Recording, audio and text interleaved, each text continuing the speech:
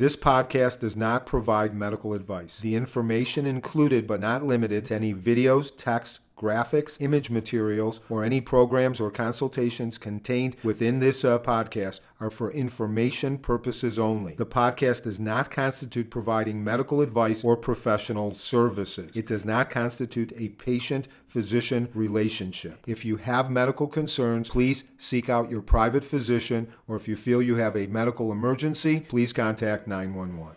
Welcome to Kars Koaching, the podcast where we combine our love for cars, medicine, and self-development to get you to the life that you deserve. Welcome to another episode of Kars Koaching, where we go ahead and take the love of medicine, cars, as well as self-discipline, put them in a blender, mix them up a little bit, and have some fun. So today I'm joined by somebody who I've known for quite a few years. We were just talking about it. It's been about 4 years or so. Eric Field, who's a young entrepreneur who actually developed a company that we're going to talk about that he successfully sold. So I've known Eric since we were just figuring it out, since the pandemic, right before the pandemic. So Eric, tell the audience a little bit about yourself. Yeah, my name's Eric Field. Mike and I actually met through Instagram. So I saw yours and Mikey's page up. It was 312 Supercars. And at that time, I had just started shipping more and more supercars. So I figured, hey, I got to know these people. They're driving a lot of supercars in the area, and I got to go see the cars. I got to ship them. So I started an auto shipping company about 6 years ago. And I always enjoyed the idea of working with a coach. I grew up playing sports. And when you were advertising your coaching services, I was like, I want to hop on this. So you were kind of in the same space, and how long has it been now? It's been almost 5 years. Almost 5 years. And actually, you were one of the first people that actually, when I started the consulting and coaching company, that was a client. And I know you lasted for a while, and then we're coming back and forth, and we've known each other ever since. And you shipped a lot of our cars to Arizona, to Florida, and you brought one. We were just talking about the 718, the Porsche. That one came from, is it Jersey? I think it was either Jersey or Massachusetts, somewhere on the East Coast. And funny enough, you guys had the Cars and Coffee actually right out here, and there's a group of people, and I call the driver. He calls me. He's like, I'm 20 minutes out. I'm going to be there soon. I go, whatever you do, don't stop in front of all of the people. Right. Don't stop in front of the house. Keep driving, and unload the car where it's a little bit quieter. And sure enough, sure enough, he gets here, and there's so many people, he doesn't know where to go. He stops right in front of the house, and I'm like, oh man, I really hope this car is perfect when it gets off the trailer. But the car looked great. Everyone was excited, so it was really fun to see you guys get the car. That was actually a fun car. That really was, and it was perfect timing. It was right for the Cars and Coffee. We did it for a charity event, Toy Run Chicago, which is something my son Michael runs with a couple of his friends. So we try to do that a couple times a year to help underprivileged kids. So that's always a fun thing to do. So how did you get into shipping cars? Because it's not, something that everybody thinks of doing. So what made you do that? Yeah, well, I didn't have dreams of, going into logistics or anything like that.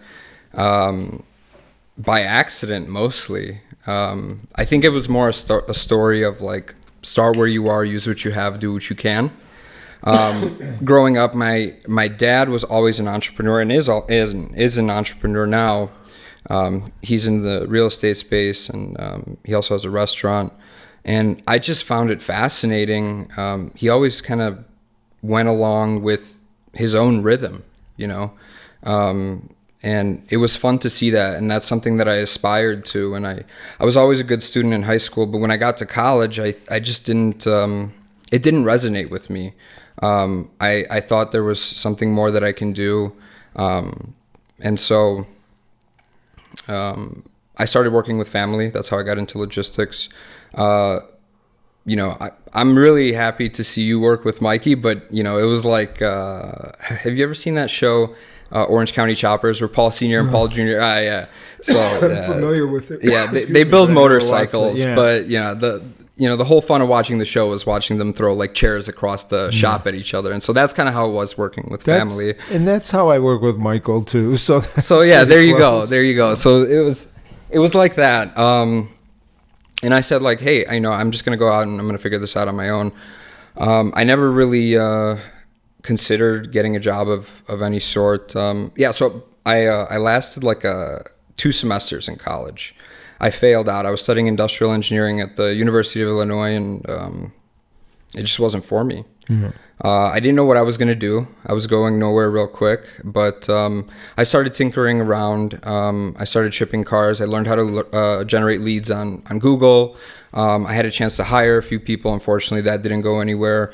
And then I just really wanted to be independent. And so around that time, I met my business partner when I was on a trip to Tennessee. And like all good stories, at the bottom of a bottle of vodka, we decided to start a company. And so, a couple of weeks later, we get together. We say, we're going to do this. Let's just go with it. I said, no problem. We'll have everything set up. We'll be making money in 3 months. 8 months later, when we were reluctant to even speak to each other anymore, we made our first sale. I remember like it was yesterday. We set up a Yelp page, and we didn't even have a website up yet. And we get the email that we get our first lead on Yelp. I remember we sprinted upstairs to the computer and called that person. And the first lead we got, we actually closed that sale. And so like it was off to the races, right? So a couple of weeks later, we finally finished our website. We start advertising on Google, and slowly but surely people start calling us to ship their cars. You actually brokered it though, right? You didn't own trucks or never anything owned a like truck. That. You just had all of the computer equipment. Yeah, right. Just computer equipment. Never have even sat in a truck before. Mm-hmm. But I knew one thing. Our mission statement was set before we started the company. Our mission was always to provide the smoothest customer experience in auto shipping. I think that was just something that we both felt passionate about. We wanted to do business in a way where people enjoyed working with us. We wanted people to refer us out, and frankly, it was a lifeline. I mean, at the end of the day, it has to be productive, right? And so you need customers, and so that was just part of the shtick. I remember when we were working together, and we would talk about the business, amongst other things. We did the My Focus model, etc. But what was very interesting, especially at your young age, because you're a youngster, is that you not only cared about the customer, you also cared about the employee.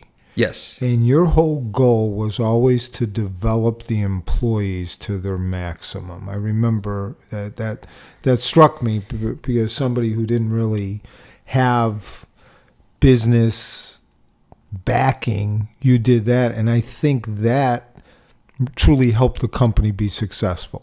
Yeah. And that's something that I think I was most passionate about. Guardian, that's the name of the company, Guardian Auto Transport. It was built as a platform to develop leaders. That was also very important to me. It was important to me that people, came to work and they were driven to do better for themselves, to do better for the people around them. That's something that I was always passionate about, and in kind of a selfish way. When you have people who care about this thing and want to grow it, it does provide security in a sense. It allows you to look away. It allows you to look forward. I like to experiment. I like to learn. I kind of like to play in the lab or play with Legos. That's the area where I like to live. I like to do research, and you don't really have time for that when you have to focus on making the next dollar, shipping the next car. So just building a team that was really passionate and wanted to contribute was really important to that. Yeah, which is extremely important. And I think for the audience, for the young people, and I don't care whether you're in medicine and you're going to be a physician, or whether you're starting your own company, the ability to actually, that's one of the important things that I think a lot of people miss, is being a leader. Your ultimate function is is to get everybody else up to the point of being a leader.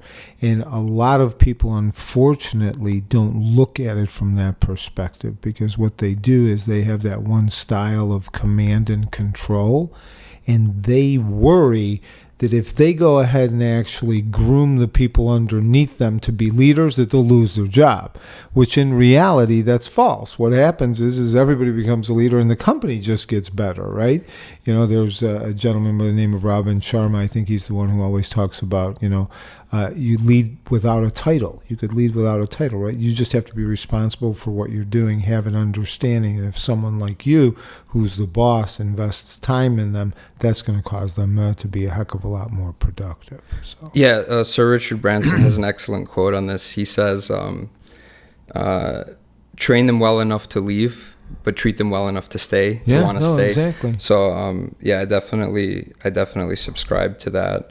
And that doesn't come without its challenges. I think everything was learned through trial and error. I had no formal experience. I had never seen a business be built in the past. I've had experience. I've been able to shadow my dad a few times, but that doesn't prepare you for all of the times that you go to put the pieces together and it just falls apart right in front of you. So yeah, just I guess staying persistent and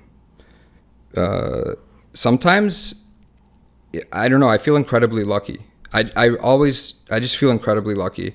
I feel incredibly lucky that, the people that I have the opportunity to work with, joined the team. And it wasn't always sunshine and rainbows either. We definitely went through our trials and tribulations, and we had to learn how to communicate differently every time the team grew. It's like every new level has a new devil. So, right. We always were going through that process of evolution and growth, and I think that was the most exciting thing to me. It's just we were always changing, always evolving.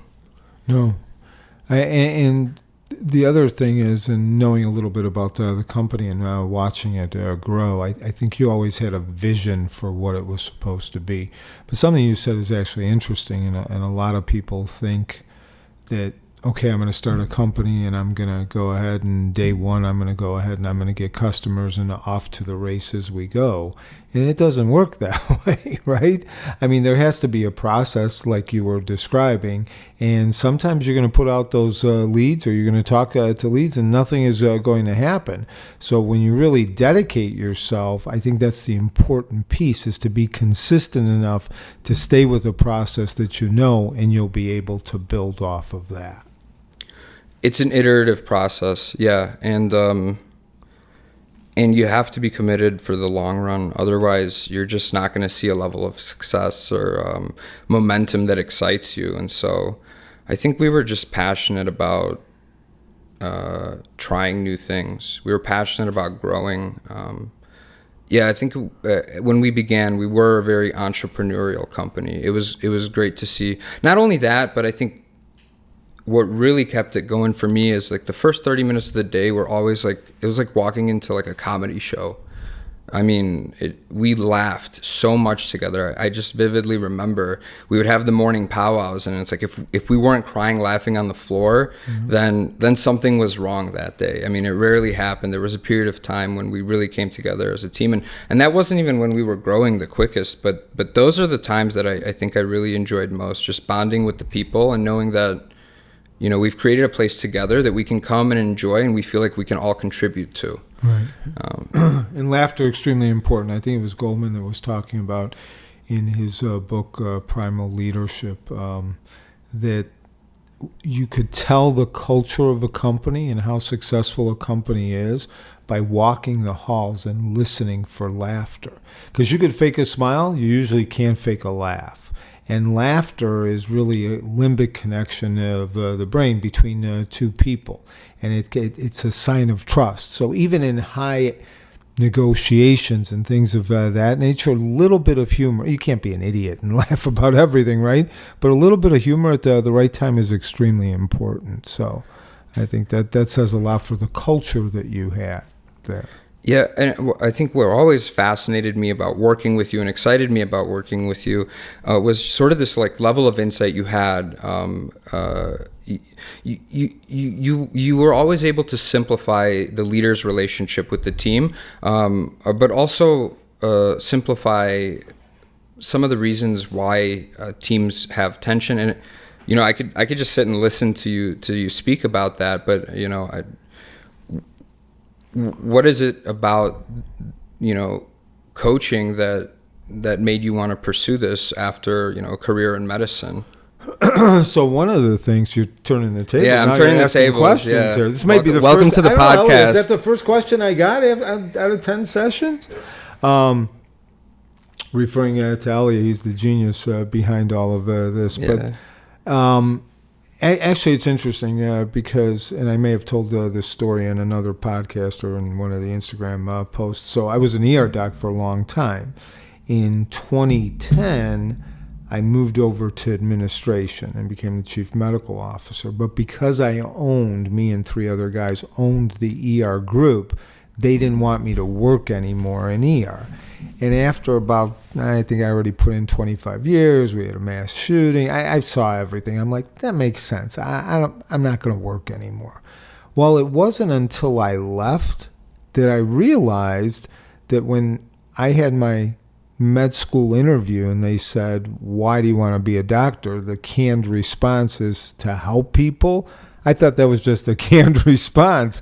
It wasn't until I actually left medicine and wasn't taking care of patients that I missed helping people. So now fast forward, I'm a CMO and docs have problems. So I developed the My Focus model and started coaching docs. And coaching, because now it's hard for me to go back to medicine. Not that I can't read, it's just that everything changes, right? It changes so rapidly. I could go back, take a refresher course and do all that, but it's kind of a real pain.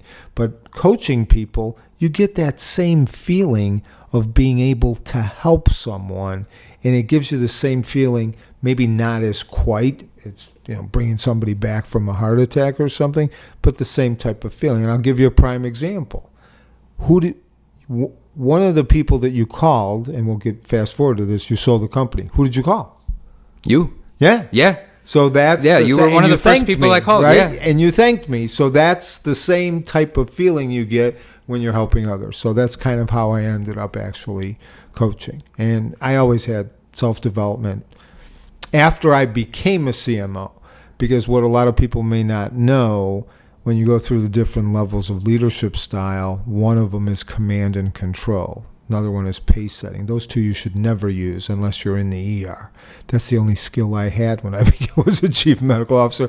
And when I was in the ER, I was a real, for lack of a better term, ass. Not that I may not be viewed as an ass by others now, but I didn't have a lot of... I view you as an ass, Mike, yes. But I didn't have a lot of emotional intelligence. So kind of the role and all of that forced me to learn a lot of different stuff, and that's where it all came from. So. Was there an aha moment when you started thinking about your leadership style, or what was the... No, it was, because in the ER, what do? Everything is command and control, right, for the most part, right? I mean, you need somebody to run the team, so you bark out orders. Well, when I went into the C-suite as a CMO and somebody posed a problem, well, I had 2 things going for me. Number 1, I was a doc. Number 2, now I'm a chief medical officer. This is what we're going to do. And then everybody says, oh, no, we're not, right? Because you got to build by consensus and you got to get other people's viewpoints. So I butt heads in the beginning and then truly started understanding, okay, what true emotional intelligence is. And to your point, how do you build other people up?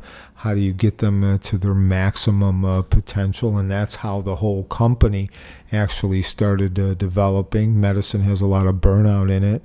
So to be able to help docs through that was something that I took upon myself. And so that was 2010. So now you're looking at 14 years of a lot of books and a lot of education, and just a little bit less of an ass now. All right. Yeah, that's still up for debate. But, I think the thing that always fascinated me was, or maybe not even fascinated, but just there was so much utility in having a conversation with you as a coach. And there are things that are chaotic in my life or challenges that I'm facing that I don't know the solutions to. And, you never gave me any answers, but you definitely helped me formulate better questions. And then there's also this process of like discovering the truth. Like, what are the key things that you can control that can help you move forward in this situation? And more than anything, I think it always came back to my mind and my ability to control my emotions in a sense. It was, and also not getting caught up with myself too much. Yeah. No, and I remember there were a few times you were going to quit. Remember? Yeah, definitely. There were a few times you'd come over. I remember the call, and you said, I need to do an emergency session. I think we were out by the fireplace by the pool, and you were like, I think this is it. I don't know if you should do that, but and you work through it. And what you said is extremely important in anything that you do. It is the mind. It's the mindset. It's having an understanding of the things that you could control. And the only things you could control, to some extent, are your thoughts and your behaviors and how you react to certain things. So I think a lot of our sessions had a lot to do with what you just said in terms of emotion, is taking a different look and understanding how you see it from someone else's perspective, to go ahead and change that ability for you to be able to react to it differently.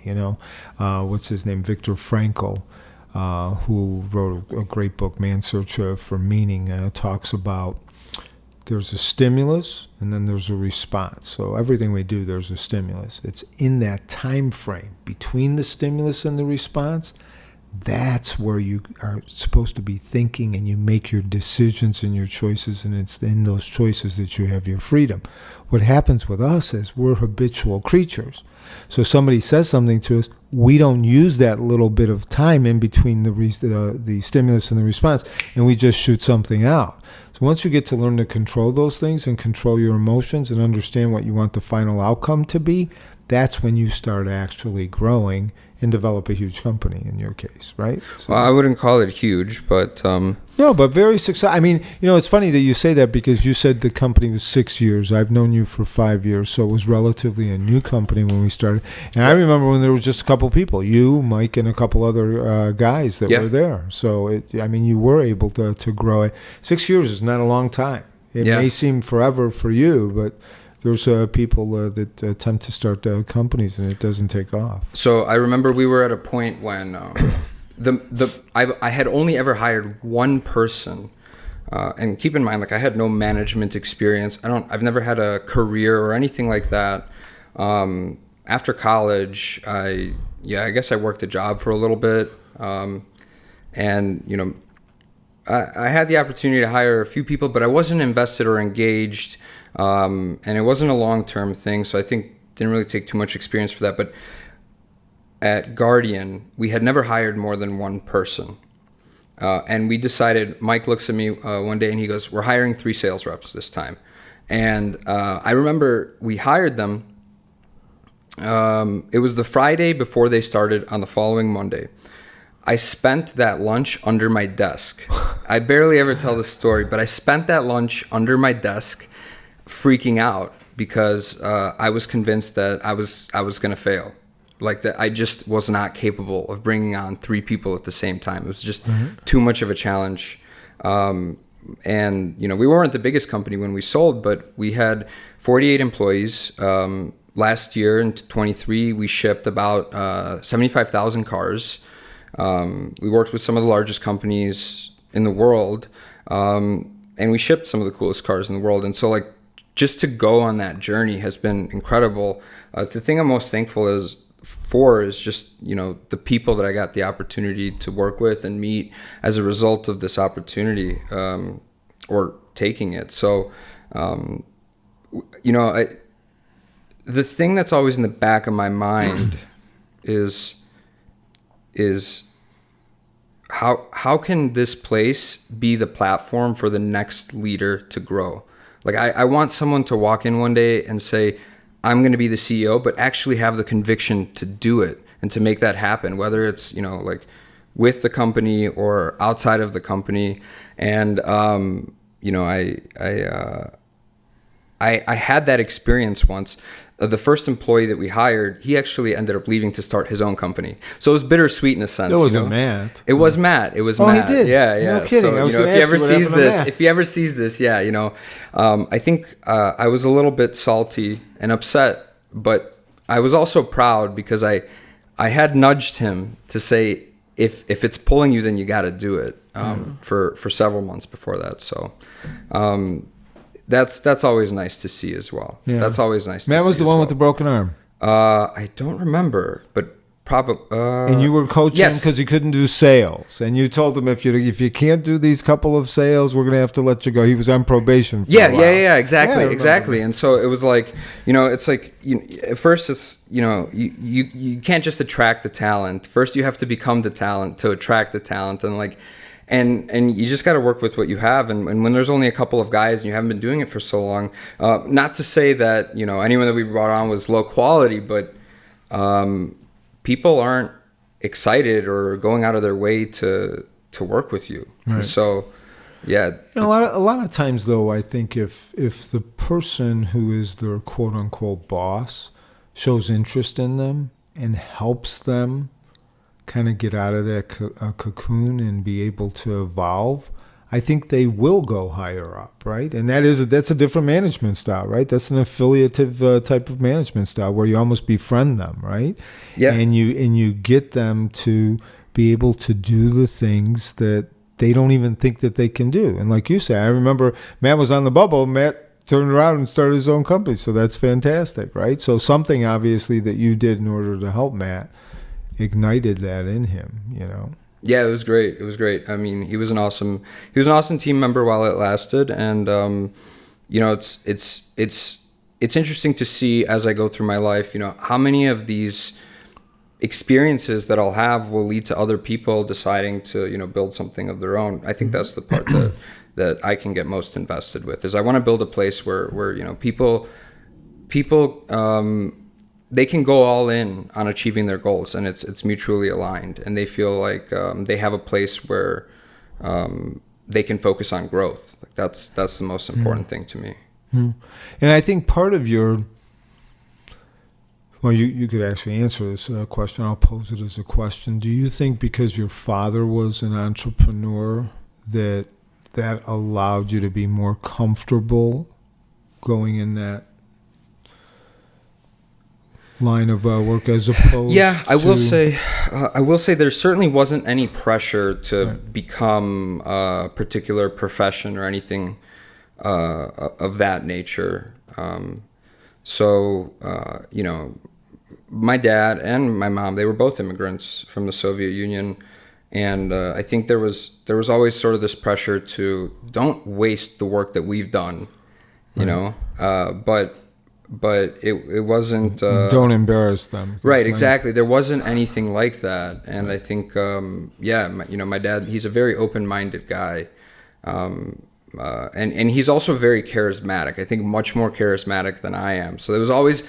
He had this air about him that people just wanted to talk to him and wanted to be around him. And that's kind of what he did. And, I always enjoyed seeing that, although I think my strengths are a little bit different. I ended up leaning more towards operations and systems and organization, stuff like that. But yeah, I think that's what drew me in about it, is just he can make something out of nothing right in front of you just through a conversation. Yeah.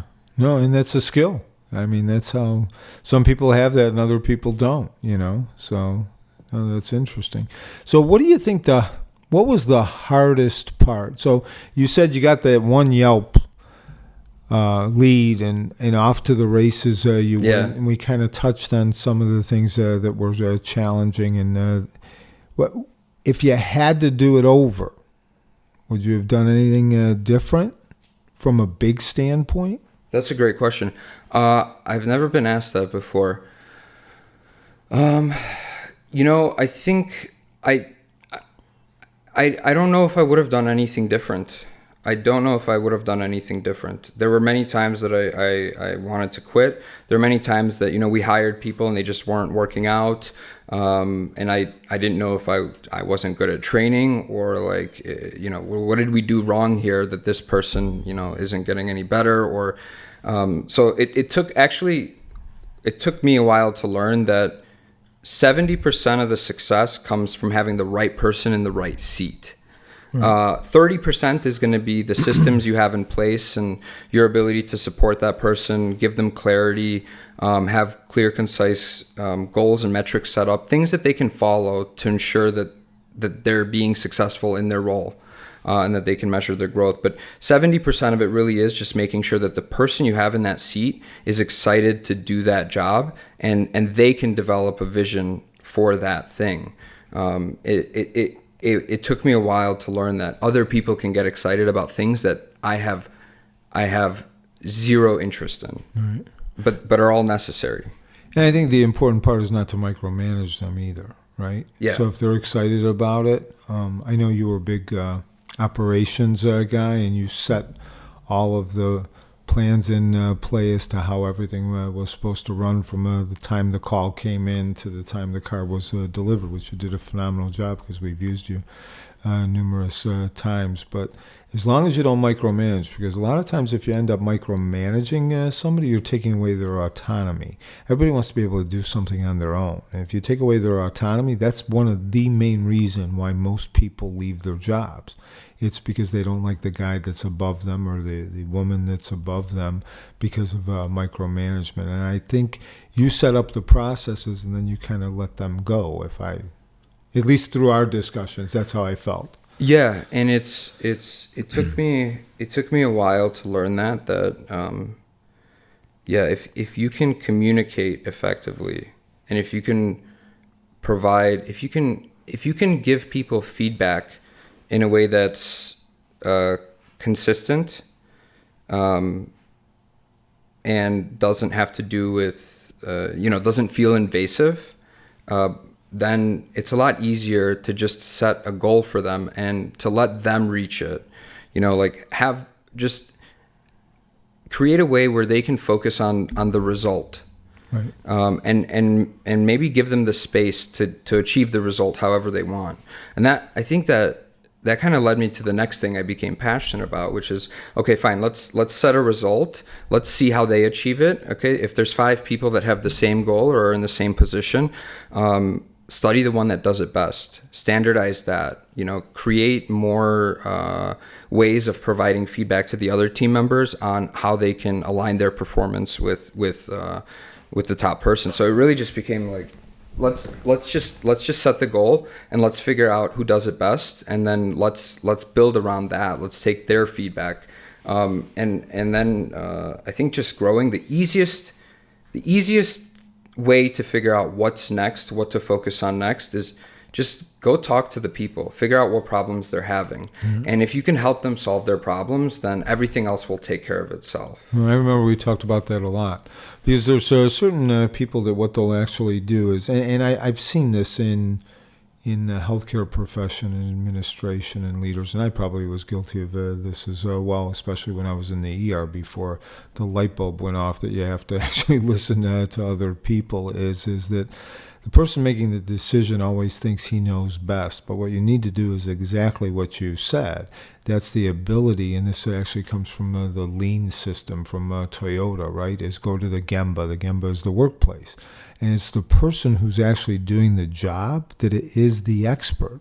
So you have to get them involved in solving the problem, as opposed to solving the problem in the C-suite, in an office that's far removed, and you're going to tell somebody, well, when you take the order, you're going to check this box and that box, and it's not even part of the workflow.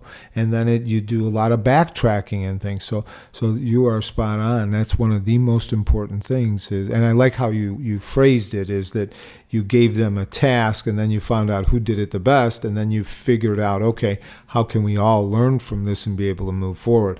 A lot of times what happens from a managerial or leadership position is the leader decides exactly how to do it and has no idea what the hell the job actually is to be done. He just wants a result. That's why it's nice. Figure out when you have employees, you do have to have, like what you said, the operational skills or the operational plan. But it's the end goal that you want. Let them figure out what the best way to do it is within the certain curbs. So. Yeah, and I'm a pretty crappy manager. I'm not a very consistent person. I have ebbs and flows, and I get intense, and I can do a ton of work in a few days, and then other times you can't bother me to do the same task 2 days in a row. And so really just so developing systems was another kind of survival method for me, is give them the tools and resources to be able to gauge where their performance is at, set the goals, line up their incentives with the goals. That's another big part of it as well. But more importantly, like when all of those things are in place, the byproduct of that is you have leaders that are created. You have people that grow, and that to me is just it sounds corny, right? But it's really the most exciting part about all of this. And it's like the byproduct of doing that had just happened to be that we created something valuable that I was able to sell. But no, that wasn't really the goal from the onset, at least not for me. Right. No, that's good. Well, yeah, because now pretty soon you won't have a job. Well, so. So going to cars, so you've transported a lot of cars. The best car you ever transported? Most unique car. My favorite was it's a 101 PTS Etna Blue 101 in the world Porsche GT2 RS 992. It was a guy out in Arizona. He actually owned a shop.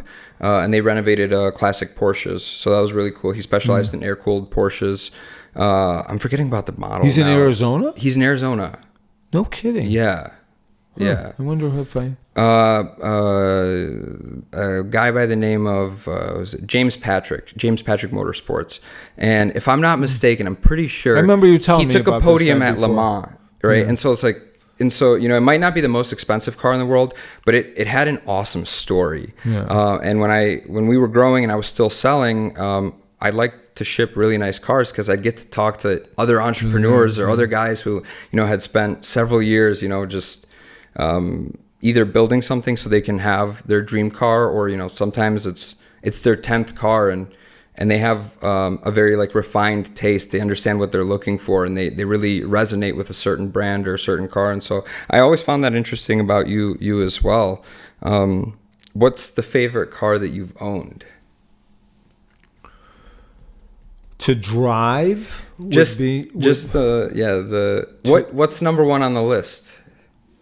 That's a tough one because I like them all. I shouldn't say that. I could tell you what the worst one was that my son absolutely loved was the Murcielago, the Lamborghini. And Elliot, you like that one, I think. I like the GT Black Series. That's my favorite. Yeah. The GT Black is... You're talking about the AMG GT Black, the newest one? Mm-hmm. Yeah, see, I like the SLS Black more. And if I had to have any car, it would be the 300 SL with the gull-wing doors, the older one. That would be my favorite. But the best one that I like to drive was the black Ferrari Spider that we had, the 488 Spider. Interesting. What was it about that? It's just the way it looked, and it was a convertible. I like convertibles. I was just thinking, I don't have a convertible anymore. We've been going in and out of cars, and I don't have a convertible anymore, so that was one of the... But yeah, it would be the 488 Spider, the black one. Not that the Pista isn't fun, but I like having an open top. Yeah, I was looking at a 911. So, but I keep going back and forth on a Targa. See, I like the Targas. Yeah. I really do. Yeah. I like the Targas. I think it's different. It's just a different feel for me. Not everybody likes them. Some people like coupes better. It's split. I get a lot of people telling me that it's like the minivan of sports cars. They just I don't know. They just say that it's a not a dig at you, Mike, but it's like an older man's spec. The Targa? Yeah, the Targa. Yeah. Well, maybe that's why I like it. Yeah, there you go. That could be. I personally like it. Angel likes it. Yeah. So. No, the Targa. Yeah, I always liked the Targa. Now the Cabriolets, I don't know if I like the Porsche Cabriolet as much. I liked the Bentleys we had, the convertible Bentleys. That was one of my favorite ones too. So it's hard for me to say. What did you have? Continental GT? Oh yeah, we had like 5 of them. We had all different. We had gray one, a white one, a black one. So what's the next convertible on your list then? The one that we're looking at but haven't is the new Ferrari, the Cylindre. The 12 cylinder. Mm-hmm. Yeah. Yeah. They're gonna make that in the Spider. That wouldn't be bad, because remember we had the A12 GTS. Yeah, that was a Spider as well, right? We had the coupe, and then we had the Spider as well. Were they both black? One was black and black, and one was black and red. The GTS was the one with the red interior. That was a gorgeous car. Yeah. I really liked that one. But the prices started dipping, so he says, "I will get rid of this," and I forgot what we bought instead. So, but like I say, I still like the Honda. Nothing to worry about. Take it anywhere. Somebody hits it, no big deal. You don't have to worry about it. No. So, what's your favorite car? Oh, I think I have models of Porsches all over my office. I love Porsche. I'm a big Porsche nut, and I think it really. So I have an X5 M60i. I've always been a BMW guy, but I guess if you're a BMW guy, the evolution to that is becoming a Porsche man. So Yeah. it usually works. Tell me I'm wrong. All BMW guys, they love Porsches. So No, and we went backwards. We had all of our see, it's the guys Porsches that like and Mercedes that end up going with Ferrari. Well, but we don't talk to those guys. Well, thanks to Michael, we've got Mercedes, we've got Ferraris, we've got Porsches, we've got BMWs. So it's kind of the whole. But to be honest with you, what I do like about Porsches, and you take a 911. GT3, GT2, whichever, right? You take your Ferrari, right? That Porsche, you can take that Porsche around and drive it, and it'd still take it to the track. The Ferrari, you can do that too, but it's more finicky. So I really do appreciate Porsche. And the other thing I like about Porsche, to me, it reminds me of a cat. As stupid as this sounds, it's very planted. You know what I mean? When you drive it, Yeah. you just feel like it's planted. You're not going As anywhere well. in the corner. No, as opposed to the Ferrari. So I think the Ferrari is a little bit different. That back end kicks out a lot more. So I don't think I've ever driven. Yeah, I've never driven I've driven a 911. I've never driven a Ferrari. I've never driven a McLaren. I've never driven the rear mid-engine sports cars, I guess is what you would call them. What makes them different? Because people tend to love those. Like people say, it's a McLaren is like a fighter jet, and a Porsche is like a reliable, like a trusty friend. It almost is too reliable in the corners. It's not fun enough. Yeah, I think you'll break out in the corners in the Ferraris. It's just a different feel. The Porsche and the Ferrari, different feel. I didn't know you've never driven one. You could drive the Pista next time we have it out, and then you could tell us what the difference is. Or you could drive the Honda. It's your choice. I might, then I might end up getting a Mercedes and a Ferrari. So no, Ferraris are good. So you built the company. What made you decide to sell it at this point, as opposed to continue to grow it larger? Well, I definitely wanted to continue to grow it. It was just, I had a lot of fun growing it. We were approached by a competitor. Yeah. We had some shared customers, and they basically gave us a number, and we said, hey, thank you, but no thank you. And they came back with a higher number. And, over the course of the next 6-8 months, we ended up putting the deal together and closing on the company. So I think we had just received an offer where, we felt like this is a good stopping off point. Yeah. And I was curious whether you actually sought them out, because I knew that from our previous talks that you always wanted to continue to build the company, and I didn't know if that was something you and your partner decided, hey, let's put this to market, or if somebody actually came to you and. So we were purchased by ACERTUS. They're the largest automotive logistics provider in the United States. They ship over 800,000 bins a year, and we had some shared customers, and they approached us, and I think it was speaking with them was easy. They were like, we're big, we do a lot of things right, we service a lot of big companies, but there's also customers that you have that we also have, and we've just heard that you guys do much better with those customers, mostly fleet management companies, and we want to use your knowledge. We want to help you guys continue to grow. We want to integrate you really pulled your business fast model. One over on them, huh? Yeah, well, yeah, exactly. And so, but it was so they sold us on that as well. So, I'm still working with the company, and I still have a leadership position. And so it's an acquisition is definitely challenging. You're having to merge company cultures, especially with an entrepreneurial company.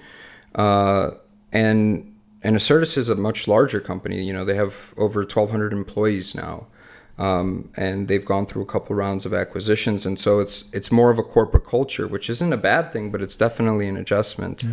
I'm used to kind of just moving freely and breaking things when I want, and that's not so much the case in a corporate environment. But I am starting to see the benefits in that level of systemization and quality control and stuff like that.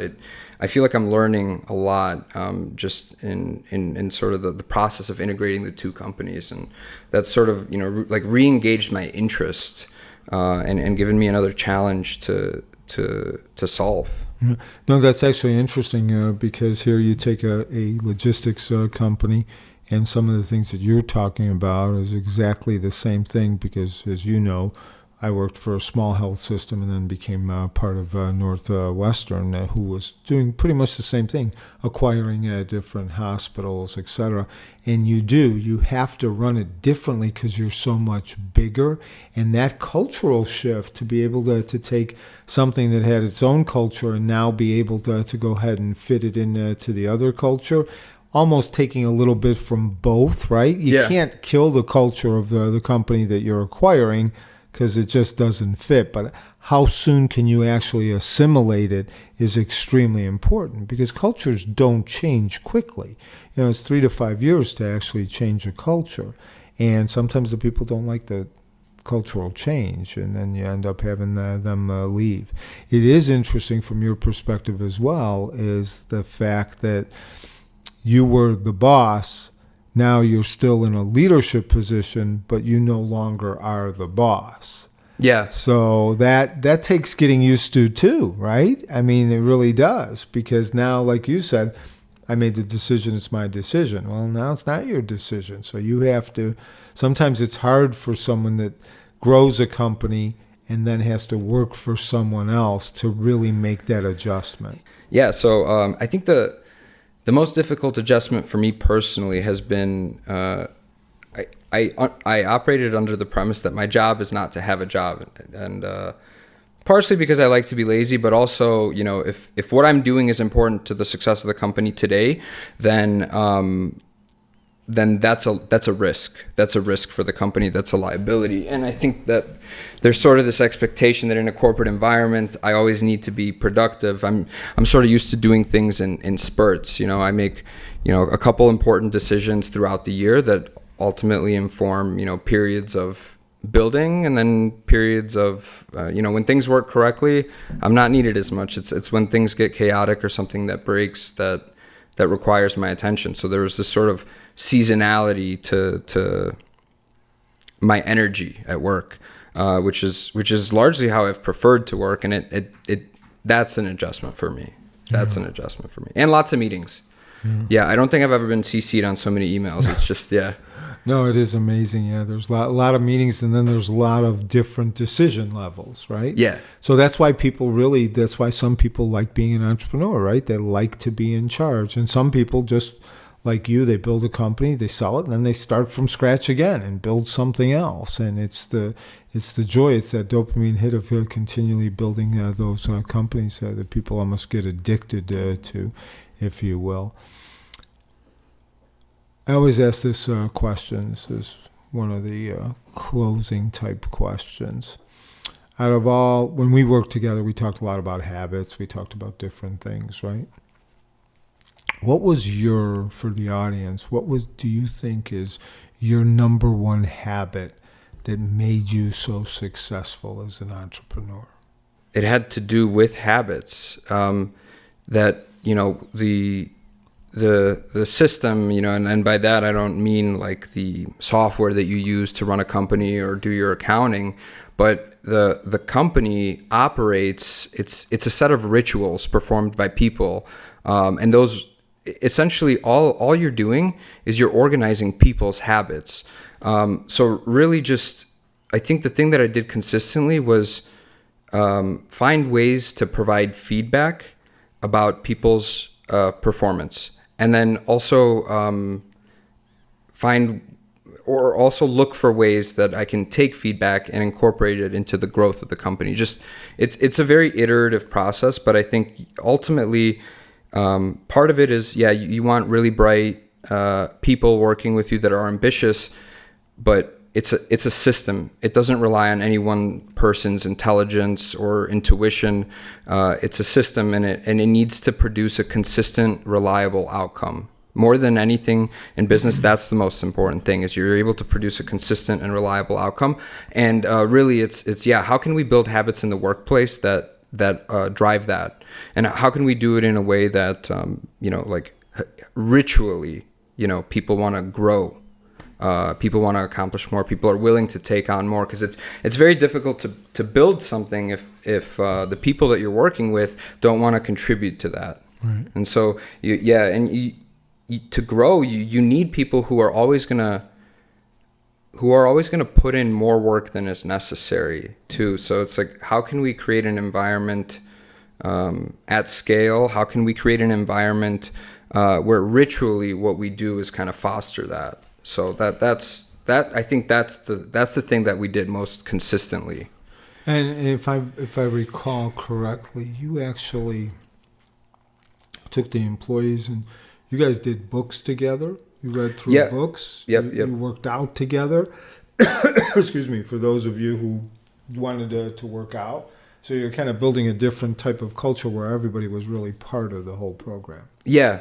Just creating a sort of sense of togetherness. A sense of togetherness. People need to feel like they belong, and they wanna have to want to contribute to the culture, and also just like celebrating their wins as well. That's been very important. I want to ask you the same thing. What is the most what is the thing that you did most consistently that led to your success? Because you had a successful career in medicine. You've also dabbled in real estate. Now you're in coaching, and you blew up on Instagram.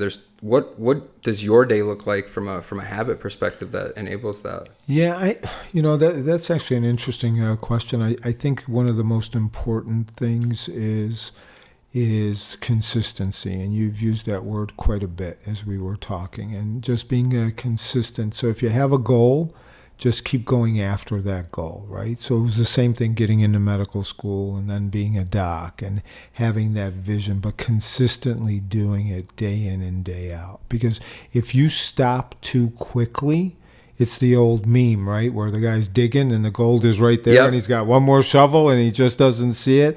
So if it's now you have to be realistic, right? I mean, if your GPA's 0.8, odds are you won't be getting into medical school, right? So at a certain point, you gotta cut it. But I think it's just the consistency.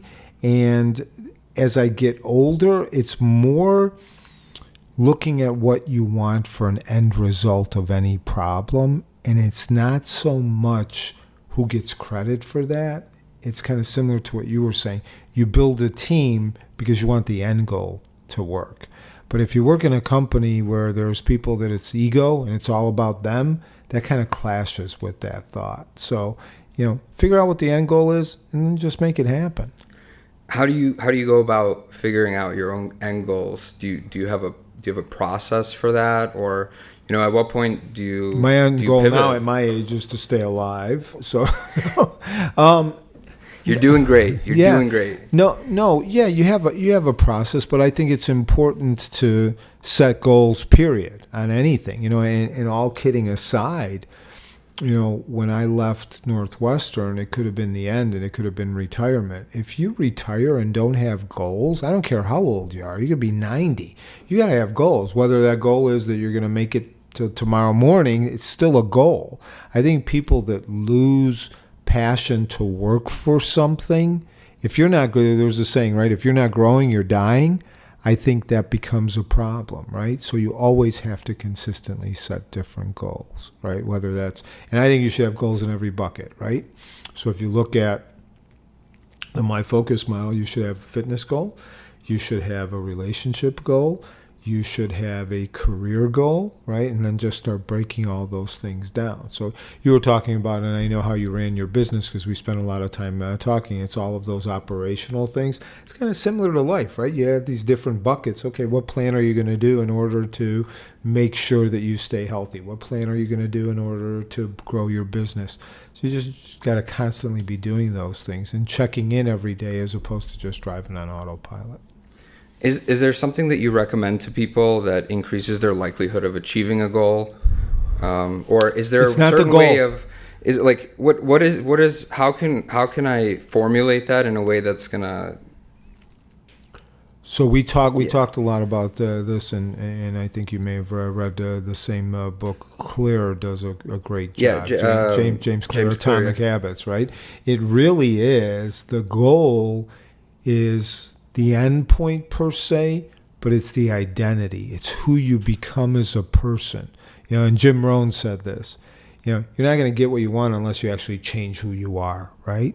So you have to truly change. So it's an identity change, because people that set a goal for a reunion, say, right, and they want to lose 25 pounds, right, so that Sally could see them in the dress or in the suit, right? Usually after the reunion, they end up blowing up again. Why? Because Sally wasn't supposed to know that. No, I want to see her, yeah. But why? Why do they blow up? Because they were doing it as a one-time point.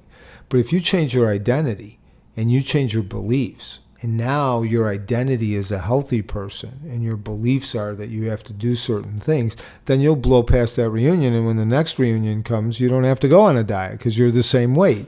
So it's the same thing in anything that you do. You set your goals, but really what you want to do is you want to become the type of person that can accomplish that goal. You've got me motivated. I'm going to the gym as soon as we there you go. Finish up here. Yeah. There you go.